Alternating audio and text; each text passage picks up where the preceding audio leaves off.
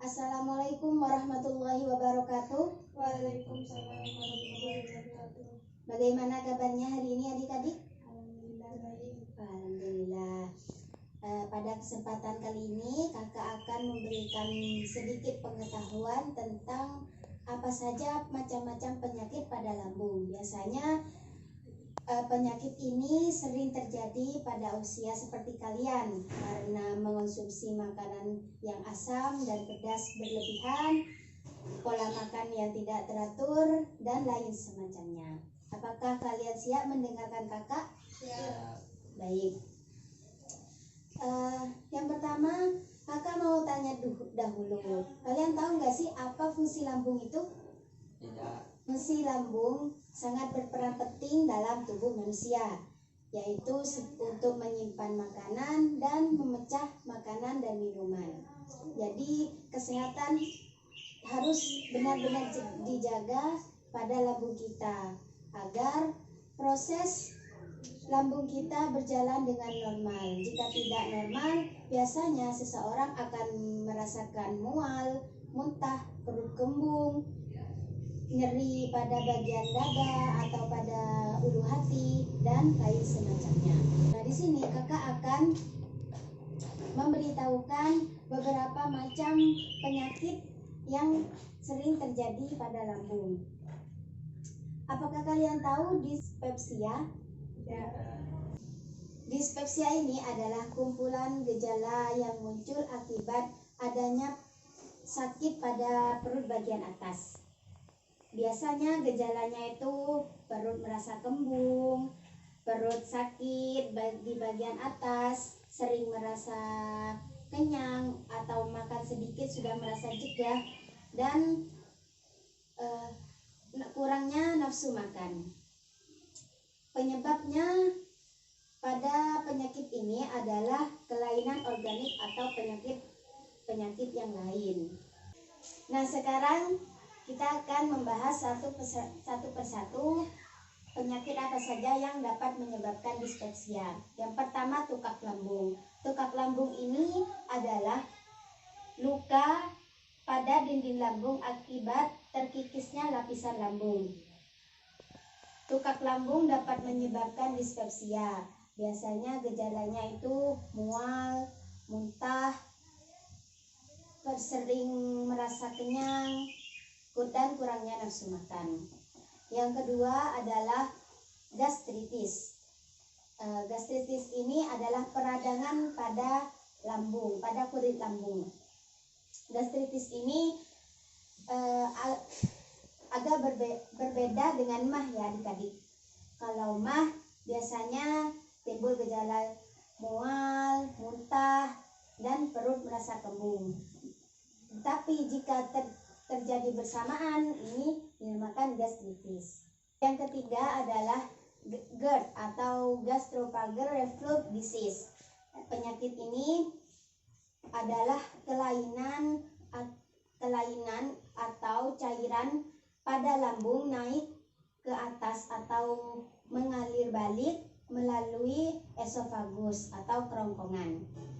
Penyakit ini gejalanya adalah nyeri pada dada, merasa panas pada lidah, dan semacamnya. Selanjutnya adalah karsinoma atau kanker atau tumor. Kanker atau tumor ini terjadi pada saluran pencernaan seperti esofagus atau kerongkongan, pankreas, lambung, dan kolon. Gejala kanker ini biasanya adalah nyeri pada perut bagian atas, sering merasa kenyang, dan mengalami aureksia atau menurunnya berat badan. Nah, sekarang kakak ada leaflet. Di sini leaflet kakak yang sudah buat apa macam-macam penyakit lambung. Bagaimana, apa itu lambung, fungsinya seperti apa, gejala lambung jika tidak berjalan dengan normal itu seperti apa, dan ini adalah macam-macam dari penyakit pada lambung.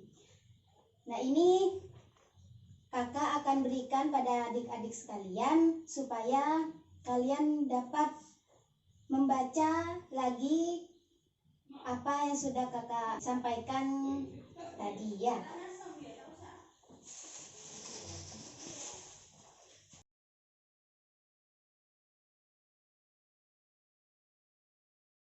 Akan memberikan masing-masing anak 2 ya, supaya kalian dapat menyampaikan pengetahuan ini juga kepada teman kalian.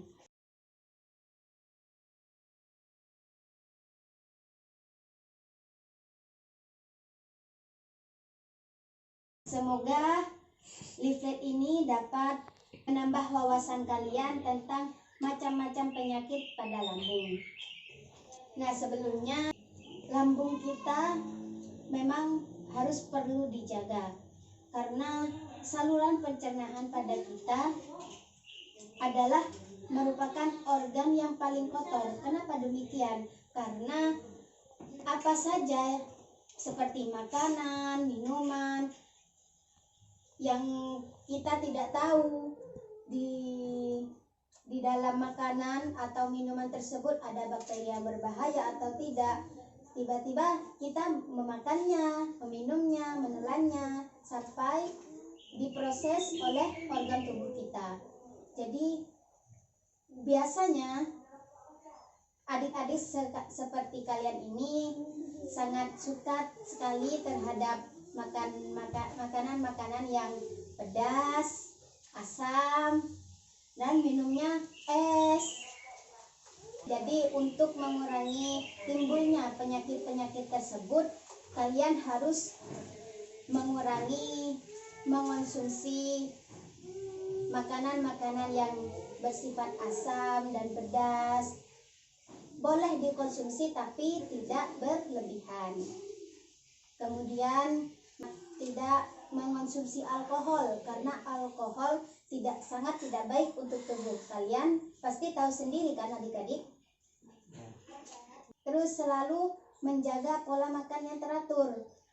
Jadi dan mencerna makanan di dalam mulut dengan sangat halus supaya pencernaan di dalam organ tubuh kita dapat tidak terlalu bekerja keras untuk melakukan proses pencernaan pada tubuh kita. Nah, sebelumnya ini adalah gambar lambung yang sehat dengan lambung yang tidak sehat. Terjadi borok-borok di dalam lambung, seperti terjadi kikisan terkikis pada lambung. Itu terjadi karena seseorang tersebut tidak menjaga kesehatan lambungnya.